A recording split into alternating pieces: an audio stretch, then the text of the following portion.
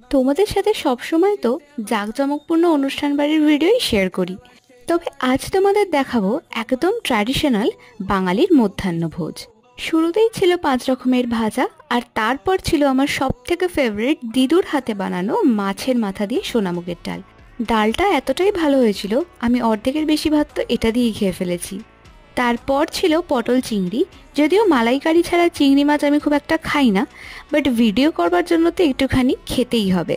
Next item ছিল রুই মাছের কালিয়া, যেটা খেতে তো দুর্দান্ত হয়েছিল। আজকের প্রত্যেকটা রান্নাই কিন্তু ঘরোয়া পদ্ধতিতে অতি যত্ন করে এবং ভালোবেসে রান্না করা। By the way, last but not the least ছিল লাল লাল চিকেন কষা। মাঝে মাঝে জাঁকজমকপূর্ণ অনুষ্ঠান বাড়ির রান্নার থেকেও কিন্তু এই রকম ঘরোয়াভাবে রান্না হওয়া বাঙালি খাবারও জাস্ট অমৃত লাগে খেতে। আর শেষ পাতে ছিল চাটনি, পাঁপড়, পায়েস, আইসক্রিম, পান। ভিডিওটা ভালো লাগলে লাইক অ্যান্ড সাবস্ক্রাইব।